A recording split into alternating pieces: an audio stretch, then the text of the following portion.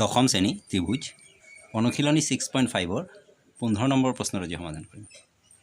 প্ৰশ্নত দিয়া আছে যে ABC সমবাহু ত্ৰিভুজৰ BC বাহুৰ ওপৰত D এটা বিন্দু যাতে BD ইকুৱেল 3/1 BC প্ৰমাণ কৰা যে 9AD square equal 7AB square. প্ৰথমতে প্ৰশ্নটো বুজিলোঁ। ABC এটা সমবাহু ত্ৰিভুজ অৰ্থাৎ ইয়াৰ তিনিওটা বাহুৰ যোগ সমান। BC বাহুৰ ওপৰত D এটা বিন্দু, D বিন্দুটো এনেদৰে লোৱা হৈছে যাতে BD ইকুৱেল 1/3 BC। তাৰমানে এই BDটো BCৰ 3/1 তেতিয়াহ'লে আমি প্ৰমাণ কৰিব লাগে যে 9AD square equal 7AB square. ইয়াত প্ৰমাণ কৰিবলৈ সবতছে প্ৰথম ABC এটা সমবাহু ত্রিভুজ।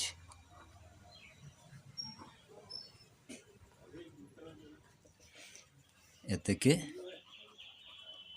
AB equal BC equal AC। ABC যদি সমবাহু ত্রিভুজ হয় তেন্তে ইয়ার তিনিওটা বাহুর যোগ সমান হ'ব। AB equal BC equal AC। তার পিছত ইয়াত দিয়া আছে যে BD equal 1/3 BC। BD equal 1/3 BC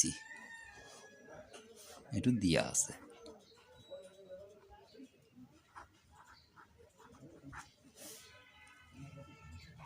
তেতিয়া হলে BD ইকুয়াল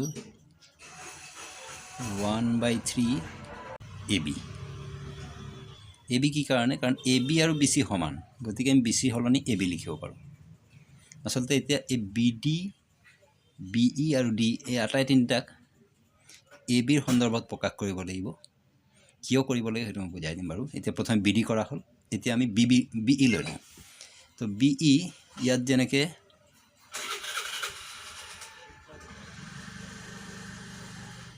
AE লম্ব BC টনা হ'ল, এই লম্ব BC টনা হ'ল। এইটো আমি নিজৰ পৰা টানি লৈছোঁ। এইটো BC ওপৰত লম্ব অৰ্থাৎ 90 ডিগ্ৰীকে টানি লোৱা হ'ল।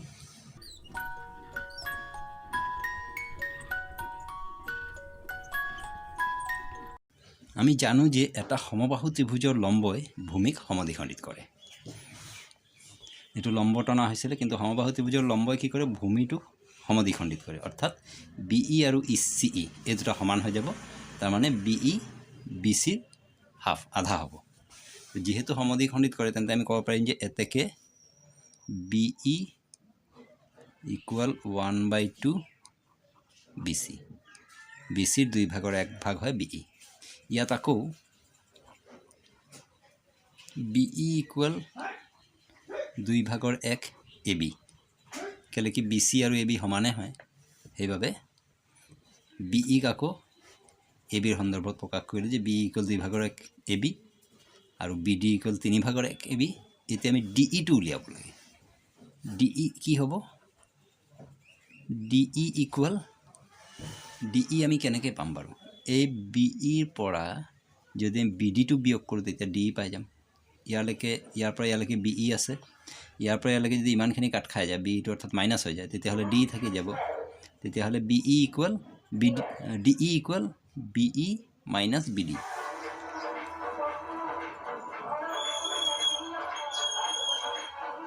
BE minus DE।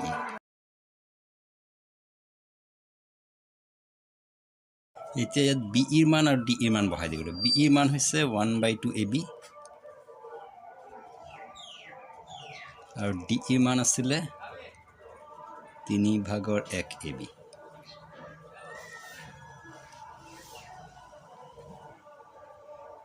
DE equal এতিয়া কি হ'ব? ইয়াত ভগ্নাংশত আছে মানে লসাগু ল'ব লাগিব। 3 আৰু 2 লসাগু হ'ব 6। 2ৰে 6 হৰণ কৰিলে 3 বাৰ যাব, 3 × 3 3AB। আকৌ 3ৰে 6 হৰণ কৰিলে দুবাৰ যাব, 2 × 2 2AB।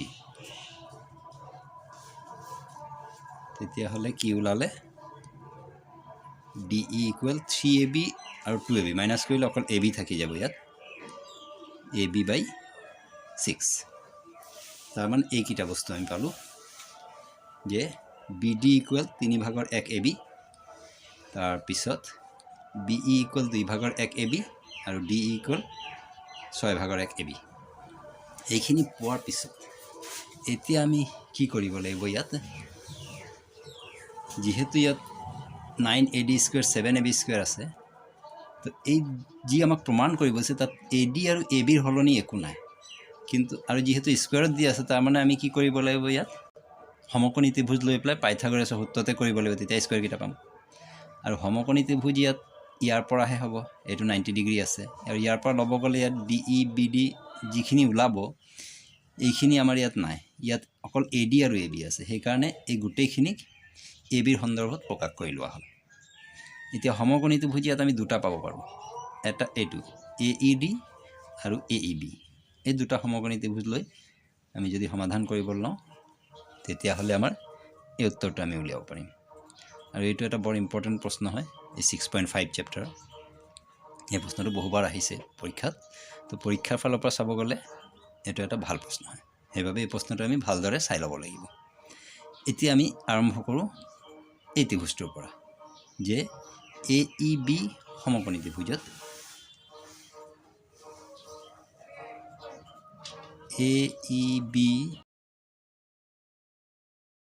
AEB সমকোণী ত্ৰিভুজত AE square equal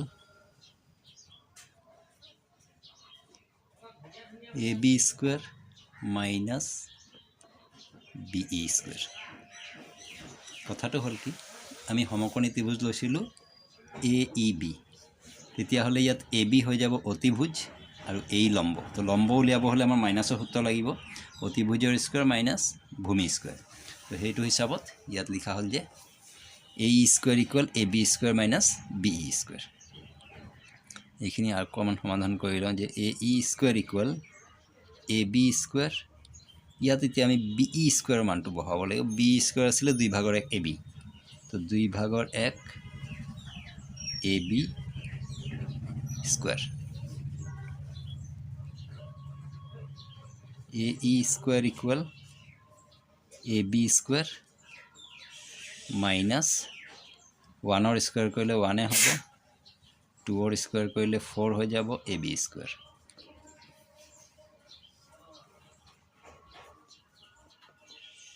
AE square equal ভগ্নাংশত আছে মানে ইয়াত 4 লৈ ল'ব লাগিব লসাগু 4 ল'লে এইটো অকলীয়াকৈ আছে এইটো লসাগুৰ লগত পূৰণ হৈ পেলাই 4AB স্কোৱাৰ মাইনাছ এইটো 4 চেম আছে মানে এইটো AB স্কোৱাৰ হ'ব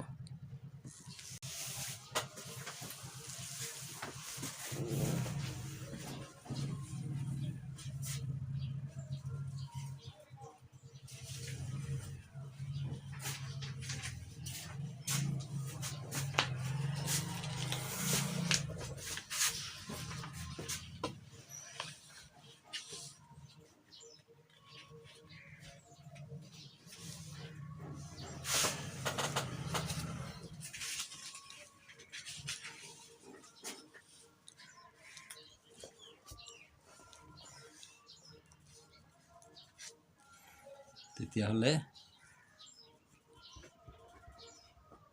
AE স্কোৱাৰ ইকুৱেল 4AB স্কোৱাৰৰ পৰা AB স্কোৱাৰ মাইনাছ কৰিলে হৈ যাব 3AB স্কোৱাৰ 3AB স্কোৱাৰ বাই 4 এইটো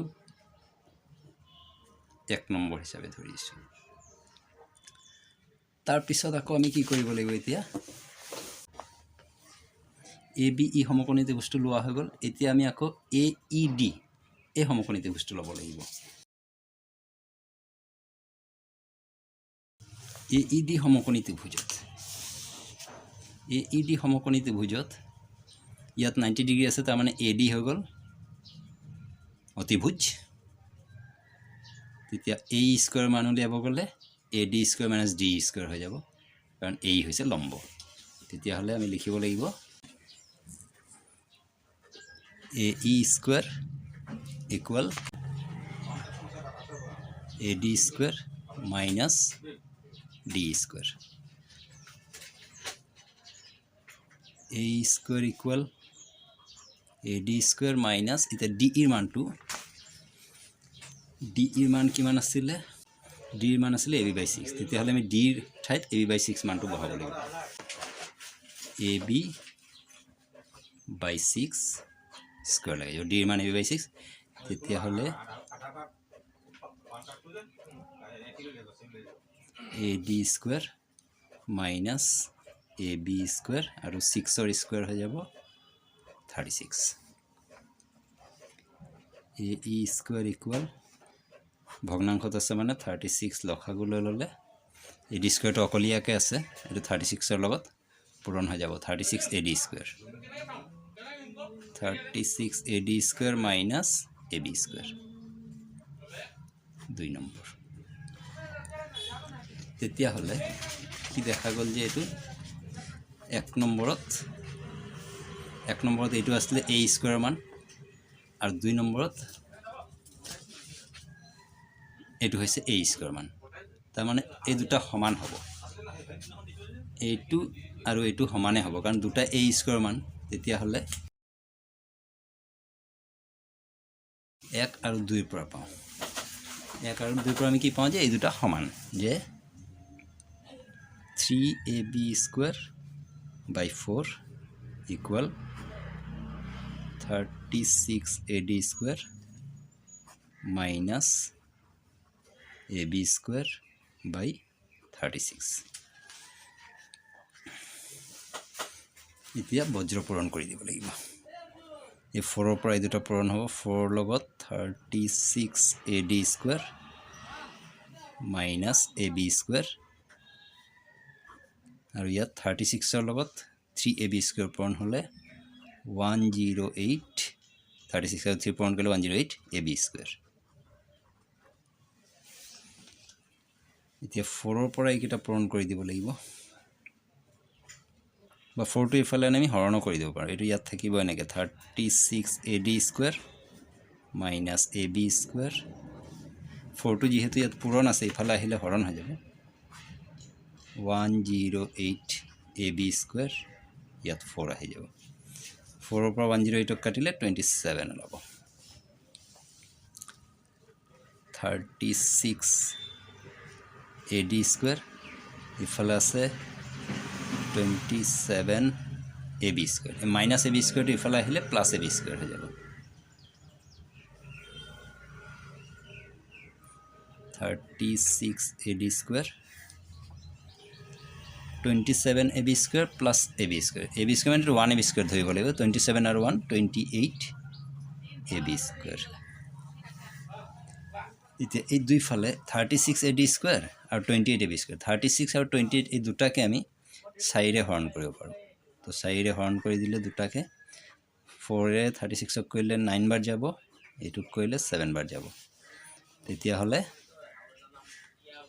9 AD square equal 7 AB square তো এইটোৱে আমাৰ প্ৰমাণ কৰিবলগীয়া আছিল যে 9 AD square equal 7 AB square